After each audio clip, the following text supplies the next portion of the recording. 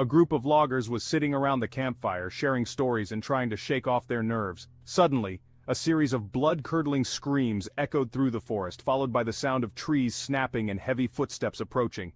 The men grabbed their rifles and aimed toward the darkness. Without warning, a massive creature charged into the clearing, knocking over tents and scattering the loggers. The beast was enormous, towering over the men and moving with incredible speed and strength. It swung its massive arms, sending logs and debris flying. The loggers fired their rifles, but the bullets seemed to have little effect on the creature.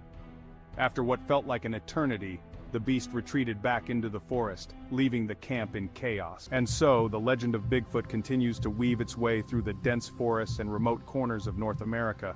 From the shadowy sightings in the Pacific Northwest to the terrifying encounters in Murfreesboro and beyond, Bigfoot remains an enigma, an elusive giant that haunts the imagination and stirs the soul. As long as there are dark woods and unexplored trails, stories of Bigfoot will endure, reminding us of the mysteries that still lurk just beyond the edge of the known world. The return of the big muddy monster. The moon hung low and full over Murfreesboro, Illinois, casting an eerie glow over the dense woods near the Missouri Pacific tracks. It was here, in the murky darkness of early Friday morning, that the big muddy monster returned. Bob Ryman's salvage yard was quiet save for the occasional rustle of leaves in the breeze.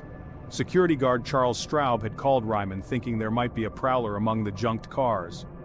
But then, without warning, something large and terrifying emerged from the shadows. A Bigfoot appeared behind him, swift and silent as the wind.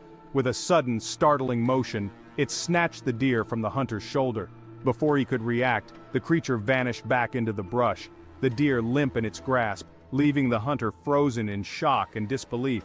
Again, recently a local building contractor named Scott Brown reported finding 14-inch footprints leading up a hill near a home he was working on close to Washougal, Washington. The story, along with photographs of the prints published in the Columbian, sparked interest in the community, prompting a colorful local woodsman to step forward with his own story.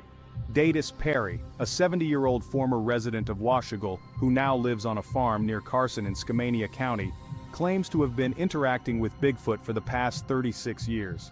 They had barely rounded a bend when they saw it, a massive figure lurking behind a bush at a known deer crossing. As if on cue, a deer burst from the trail at a full sprint, terror etched into its frantic movements. In a horrifying instant, the Bigfoot lunged, catching the deer mid-stride. The hunters watched in horror as the beast ripped the legs off the still-living deer, consuming it right there. The hunters felt another presence in the shadows, as if another unseen Bigfoot had driven the deer toward its doom. And then, there were the truly terrifying encounters. In the remote forests of Vancouver Island, the creature known as Bukwas was said to steal women and children, dragging them back to its lair, never to be seen again. In the coal mines of Pennsylvania, abandoned shafts became the rumored homes of three-toed Bigfoot, their entrances sealed with boulders or brush. Hunters in Oregon found sheep carcasses hanging high in the trees, a gruesome sign of a Bigfoot's strength and its preference for stashing food far out of reach. Stranger still were the tales of Bigfoot's language, a harsh, guttural chattering that some said sounded like bird chirps. One man who claimed to have been kidnapped by a Bigfoot recalled the creature muttering "Soka, Soka," a word he believed meant no, no. He had escaped, but the memory of the creature's grip and its strange, almost human-like speech haunted him still. Perry recalls his first encounter with the elusive Sasquatch back on September 12, 1946 at 10:30 a.m. on the Quesnel River in British Columbia. He speaks of it with such clarity that it seems the encounter could have happened just yesterday. Perry was paddling upriver in a canoe when he spotted what initially looked like a burnt tree stump, but as he approached he realized it was something far more extraordinary. He was easily 9 feet tall, Perry says. Further south in the Clackamas River drainage near Mount Hood, a logger named Glenn Thomas had an encounter he would never forget. As he worked in the forest, he saw not one but 3 of the creatures. A massive male, a smaller female, and a young one were lifting rocks, each weighing over 200 pounds to dig out a nest of rodents. Thomas watched in awe as they shared their meal before disappearing back into the forest, their massive forms blending with the shadows of the trees. Reports of sightings there have sparked occasional bursts of exploration, with intrepid adventurers venturing into the wilderness in search of evidence. However, sightings are not limited to the Washington side of the Columbia River. Quiet whispers and unpublicized accounts have emerged from the Oregon side as well. One such sighting occurred last year on the eastern rim of Hood River Valley just east of Pine Grove. It's a popular spot where many visitors stop for lunch during Blossom Day in the spring, unaware that they might be sharing the space with something far more mysterious than blooming flowers. Bigfoot was a creature of immense hunger, and it seemed nothing was safe from its insatiable appetite. Deer and elk were its preferred quarry, but salmon runs also drew the beast from its mountain lairs. Witnesses claimed to see the Bigfoot digging up hibernating rodents and devouring them whole. Some even spoke of finding holes in frozen lakes, where the creature had preserved its kills, possibly to last through the long dark winter.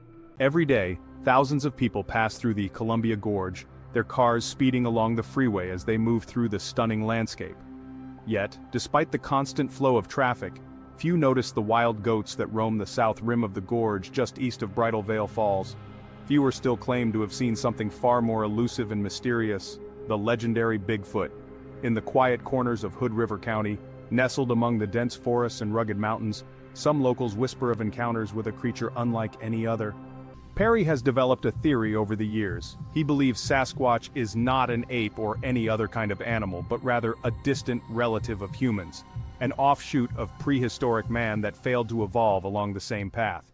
He thinks these creatures migrated north and are now primarily seen in colder climates. I consider Bigfoot a human, not an ape or other animal, he says. He is a cousin from our distant past. The reports are sporadic, but they share a common thread, a massive man-like being, walking upright, covered in hair, and weighing somewhere between 350 and 400 pounds. While many dismiss these tales as mere folklore or the product of overactive imaginations, some anthropologists believe there could be truth to the existence of such a creature.